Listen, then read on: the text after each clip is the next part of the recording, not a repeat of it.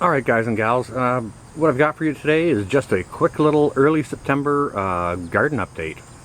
Today is September the 3rd, it's Friday of a long weekend, Labor Day weekend 2021. Now, these plants right here, the young lady upstairs planted them and said they're going to grow really tall, and she didn't know what they were, and as it turns out, I'm not sure if, let me see if I can zoom in on this. Right there. There we go. Oh, we got a private jet going over here, very, very low. You're probably hearing that. So yeah, this is bearing some beans, as you can possibly see there. There we are. Yeah, you can see a bunch more beans on there. So these are longer pole beans, I guess. And the young lady upstairs says she's eating them. And they're quite tasty. So what I'm going to be doing is I'm going to be letting these die on the vine, and then once they're dried up, I'll be harvesting those for the seeds out of that. So that's what's going on the east side of the house, right here on the porch. In these buckets, this is the east side of the house. Again, I've got these yellow pole beans that I've got trellised up, as you can see, and as I've found, I discovered I don't really care much for pole beans. I prefer a bush bean. These are a Kentucky Wax Wonder, and again with these, what I'm going to be doing is I'm going to be letting these dry on the vine and harvesting the seeds out of them. So I mean, we got 1, 2, 3, 4, 5, 6, 7, 8, 9 bean stalks here. So, you know, if you experience a success rate with your planting, say you plant 2 beans and you get 1 successful plant out of it, experience a 50% success rate. You know, if I get 2 decent beans, 2 decent seeds per stalk, like this is going to go right into my my seed inventory. So without further ado, again, let's go around the corner into the back. Show you what's going on in the garden back there. The weeds have grown up pretty well, so welcome to my nightmare. Let's get right into this. This is Nasturtium, which got off to a very, very poor start, but they're as you can see, they're picking up now, and they are bearing some flowers, as you can see, but not as many as I'd like. You know, they come in a variety of colors. Here you can see a reddish variety. Here's another example of that. There's a lovely little orange one there, and some more orange ones here, as you can see. I would have liked more flowers, because the whole intention was to harvest the seeds out of those in order to make sort of like a faux caperberry. Now, all of the spinach that I had potted in these hanging baskets, they all bolted on me. They all bolted and went to seed on me. So if I end up collecting some seeds on it, you can see right at the top of that plant right there, it's starting to go to seed. If I can collect seeds out of it, I will. Now down here, I've still got lots of rainbow chard going on, and I gotta scrunch down right here to look in underneath this huge lady that's behind here. I'm not sure if you can see way back there, but there's a tiny little rhubarb plant that got completely overshadowed by, I'm just going to back up and film it from this side so the sun's not in the camera here. Got completely overshadowed by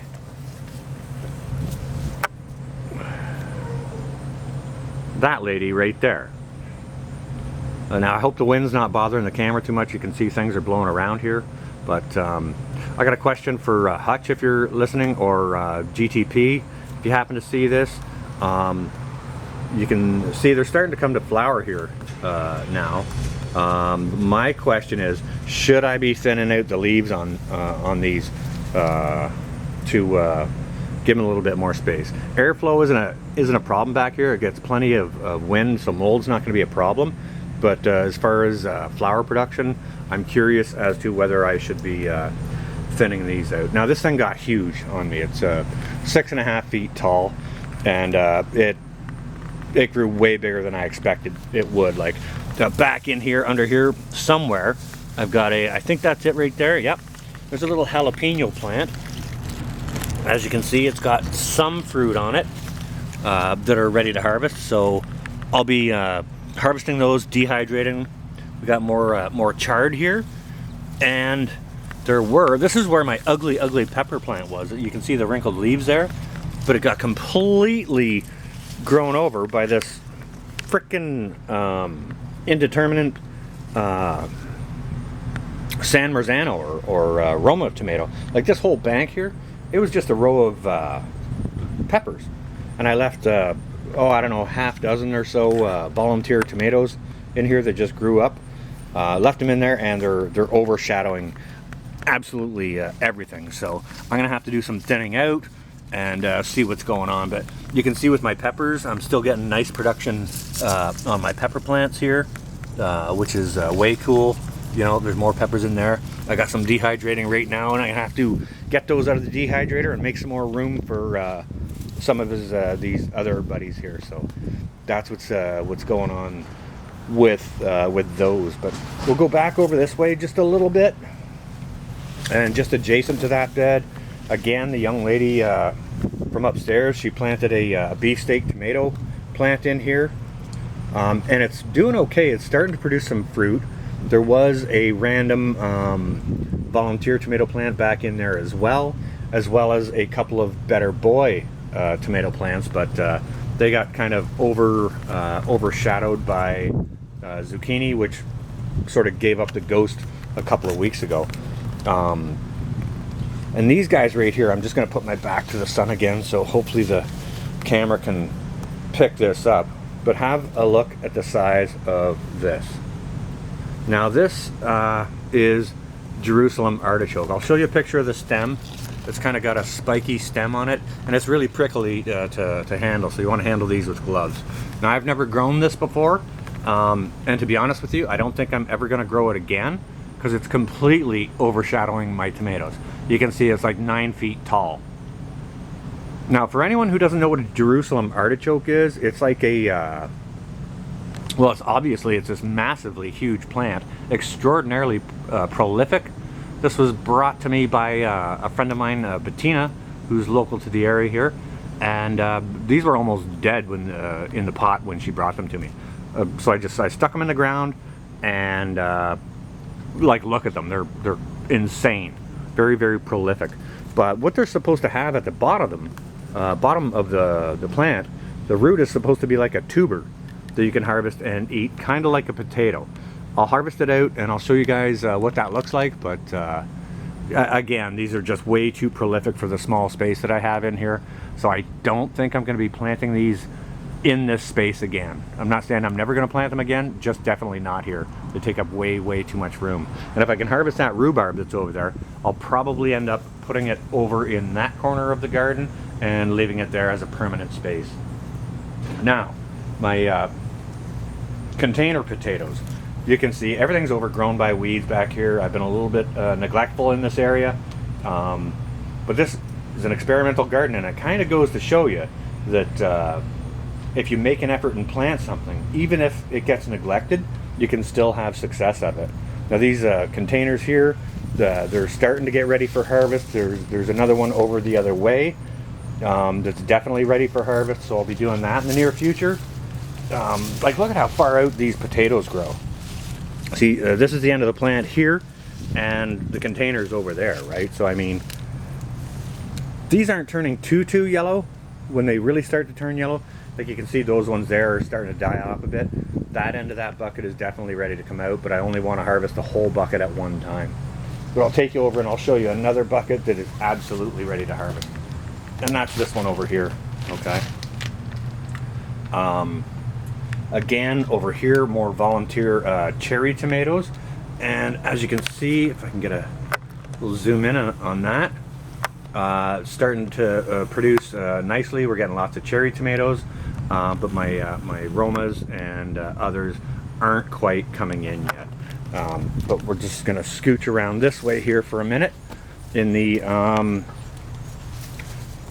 bean vault. Hello, bunny rabbit. Guys and gals, you see I got a visitor here, which is exactly why I built the bean vault. Now this little critter here, if this is pilfer, last year ate all except for 5 of my yellow beans. I got 5 yellow beans last year because of this critter here. And it's super cool. He's letting me get this close to him. He feels comfortable in the garden. So I haven't really chased him out. So they feel pretty comfortable. But my cukes are pretty much done and toast.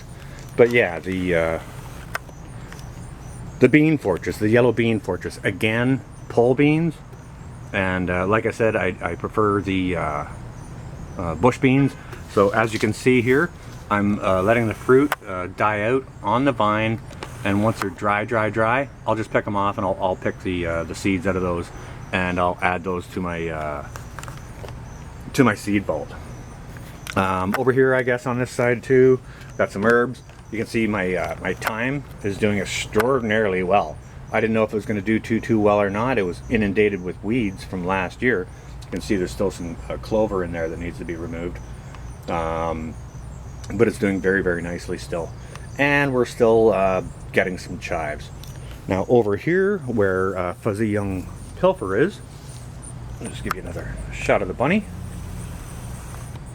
Hello Mr. Bunny, happy Friday and happy long weekend to you and everyone else here. But from where Mr. Bunny is here, you can see I've got potato plants, right?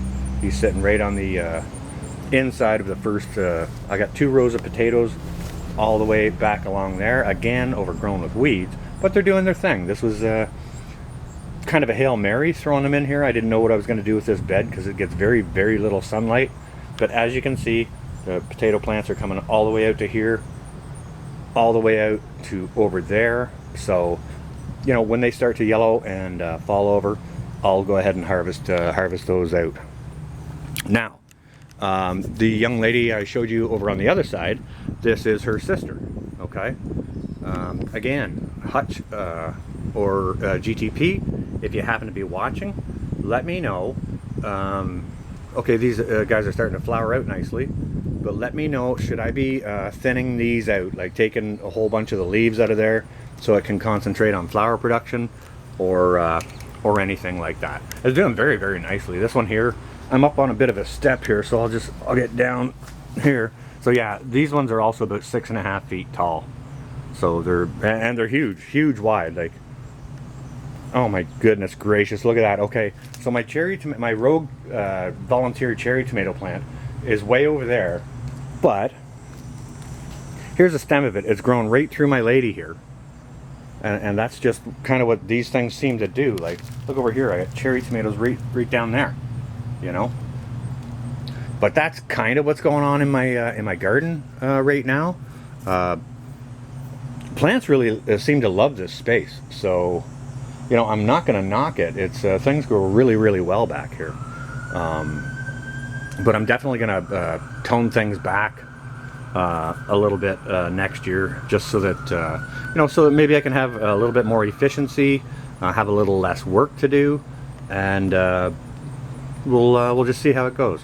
But anyways, guys and gals, that's what I got for you today. And you know, we'll have some more videos coming out for you over the weekend. I'm going to be doing some smoking over the weekend to get my smoked meats put up for the winter, and I've got plans for a bunch of other videos. So I hope everyone, you know, anyone can find this useful or informative. Hope everyone stays well and safe this weekend. Don't be doing anything crazy, you know, with the long weekend. Hope everyone stays well, safe. This is going to be North Shore, out for now. Those ridiculous height on those Jerusalem artichokes, just insane. Stay well, guys.